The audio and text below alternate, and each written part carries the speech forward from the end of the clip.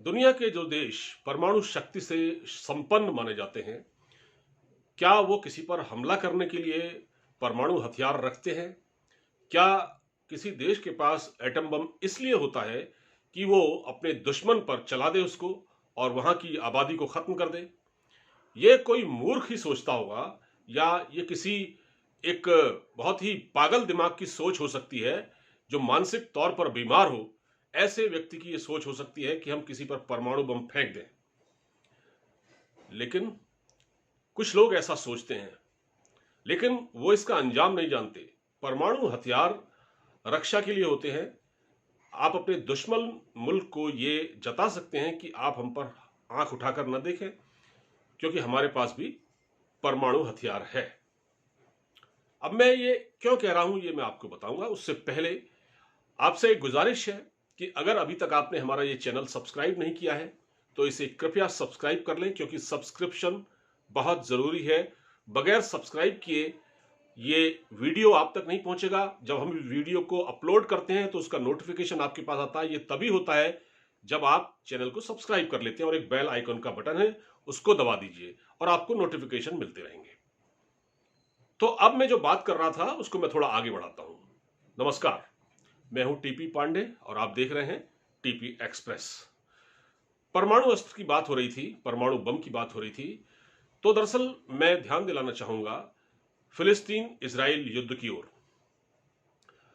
फिलिस्तीनियों के बीच और इजरायलियों के बीच लड़ाई छिड़ी हुई है। अब तक 200 से ज्यादा लोग मारे जा चुके हैं। पूरी दुनिया में इसकी भारी प्रतिक्रिया देखने को मिल रही है, बल्कि दुनिया दो हिस्सों में बंटती दिख रही है। और हमारे पड़ोस में एक देश है पाकिस्तान, जिससे हमारी राइवलरी पिछले 70 सालों से चल रही है। लड़ाइयां हो चुकी हैं, सब कुछ हो चुका है, लेकिन नौबत यहां तक नहीं आई कि किसी ने एक दूसरे पर एटम बम चलाया हो। मैं एटम बम का जिक्र इसलिए कर रहा था, मगर मैं ये देखता हूं कि पाकिस्तान की नेशनल असेंबली में जमात इस्लामी पार्टी के एक नेता हैं, मौलाना चित्राली। जी, मौलाना चित्राली उनका नाम है। वो असेंबली के फ्लोर पर खड़े होकर इतनी तेजी से चिल्ला रहे थे कि साहब, हमने ये परमाणु बम क्यों रखे हुए हैं? ये हमने अपनी एयरफोर्स क्यों रखी हुई है? अपनी आर्मी क्यों रखी हुई है? क्या ये फिलिस्तीन में घुसकर इसराइल फिलिस्तीनियों की रक्षा नहीं कर सकते? क्या ये इजरायलियों पर हमले नहीं कर सकते? ये हमने परमाणु बम क्यों बनाया है? क्या इसको हमने किसी म्यूजियम में रखने के लिए बनाया है? मैं आपको बड़े अफसोस के साथ ये बता रहा हूं कि ये कोई पहले नेता नहीं है पाकिस्तान के। ये मौलाना चित्राली पहले नेता नहीं है। इससे पहले पाकिस्तान के एक मंत्री हैं, केंद्रीय मंत्री, जो कुछ समय पहले तक रेलवे मिनिस्टर थे, और अब वो इंटीरियर मिनिस्टर हैं, गृह मंत्री हैं पाकिस्तान के। जब वो रेलवे मंत्री थे तब उन्होंने कहा था कि हमारे पास भी पाव पाव भर के बम हैं, पाव पाव भर के बम हैं। हमने वो किस दिन के लिए रखे हैं? हम भारत पर चला देंगे। हालांकि उनकी पाकिस्तान में भी बड़ी हंसी उड़ाई गई थी, वो हंसी का पात्र बन गए थे। लेकिन शेख रशीद साहब क्या करें, वो हैं ही ऐसे। तो उनको अपना क्रिटिसिज्म भी अगर उनका हो तो उसकी परवाह नहीं करते, लेकिन वो इस तरह के बयान देते हैं। आप मौलाना चित्राली ने बयान दिया। भाई एक बात बताइए, यहाँ हिंदुस्तान के जो मुसलमान हैं उनके भी सेंटिमेंट, पूरी दुनिया में जहाँ तक जहाँ जहाँ जहाँ मुसलमान हैं उनके सेंटिमेंट फिलिस्तीनियों से जुड़े हुए हैं। इंडिया के भी हैं, पाकिस्तान के भी हैं, बांग्लादेश के भी हैं, और जो जो मुस्लिम ममालिक हैं सबके सेंटिमेंट जुड़े हुए हैं। मैं पाकिस्तान से सिर्फ एक बात पूछना चाहता हूँ कि, और वो चित्राली साहब, जो मौलाना चित्राली, जो असेंबली के फ्लोर में खड़े होके परमाणु बम चलाने की बात करते हैं। और मैं ये क्यों कह रहा हूं परमाणु बम, ये फिलिस्तीन पर तो, जो इसराइल पर चलाने की बात तो वो कह ही रहे थे। वो ये कह रहे थे हम कश्मीर में नहीं लड़ पा रहे हैं, भारत ने हमारे उस पर कब्जा कर लिया है, जबकि भारत ने उसको, भारत का ही अभिन्न अंग है कश्मीर, और उसने उसको अपनी टेरिटरी में मिलाया है 370 खत्म करके। वो ये कह रहे हैं कि हमसे कश्मीर हाथ से निकल गया। हमने किस दिन के लिए परमाणु बम रखा था? मुझे ऐतराज इस बात पर था कि वो भारत के बारे में भी ऐसा ही कह रहे थे, परमाणु बम से आप भारत पर हमला क्यों नहीं कर देते? ये सब उनके कहने का मतलब ये था।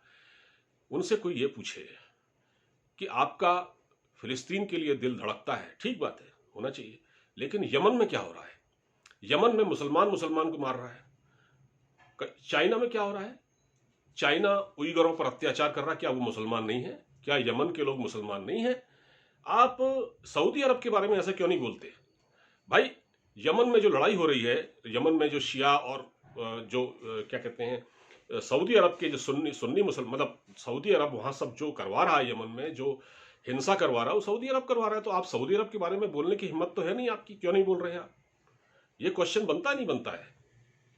और उइगरों पर जो अत्याचार हो रहे हैं उस पर आप क्यों नहीं बोलते? आपका दिल आपके यहां से हजारों किलोमीटर दूर फिलिस्तीन के लिए धड़कता है, लेकिन यहां ये पाखंड क्यों है भाई? सऊदी अरब आपको पैसे देता है इसलिए आप उसके खिलाफ नहीं बोलते हैं, है ना? आपको कर्जा देता है इसलिए आप उसके खिलाफ नहीं बोलते हैं, क्योंकि वो जो यमन में जो मुसलमान नहीं है मरने वाले, आप उनके बारे में क्यों नहीं बोलते? मौलाना चित्राली से कोई पूछे उनके लिए क्यों नहीं बोलते आप?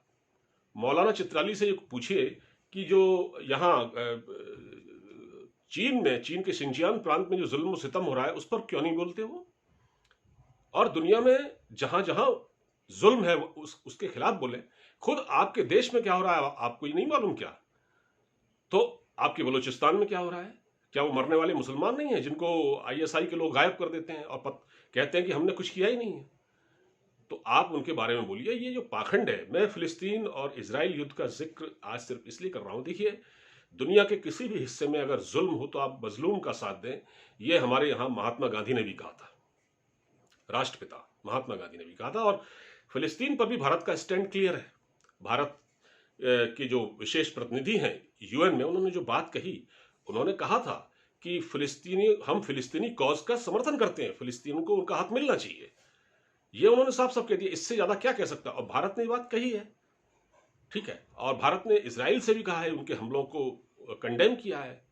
तो जबकि भारत और इजराइल के बहुत अच्छे संबंध है, बहुत अच्छे संबंध है भारत और इजराइल के। ये संबंध बहुत पुराने हैं और जब प्रधानमंत्री नरसिम्हा राव थे तब ये संबंध बने और उसके बाद इस सरकार में ये और प्रगाढ़ हुए। भारत के प्रधानमंत्री इजराइल जा चुके हैं। तो भारत तो ऑलरेडी फिलिस्तीनियों का समर्थन कर रहा है और उसने ये बात यूएन में कह दी है। लेकिन भारत ने कभी ये नहीं कहा कि पाव पाव भर के बम चला दीजिए, हमारी आर्मी किस लिए है, हम इसलिए उठकर। दुनिया का कोई भी देश, आपके सऊदी अरब से लेकर यूएई से लेकर दुनिया का कोई देश, क्या मोरक्को में मुसलमान नहीं है? क्या इंडोनेशिया में मुसलमान नहीं है? वो कह रहे हैं क्या इस बात को कि, और पाकिस्तान की फौज मतलब तैयारी कर रही है, ऐसी खबरें मिली हैं उड़ती उड़ती। और पाकिस्तान में जो वीडियो चल रहे हैं कि आप अटैक कर दीजिए इजराइल पर, एयरफोर्स अटैक कर दे उस पर। और शाह महमूद कुरैशी तुर्की गए हुए हैं इस बारे में रणनीति बनाने के लिए। सुना है कि तुर्की किसी आर्मी बनाने के चक्कर में फिलिस्तीन की हिफाजत के लिए।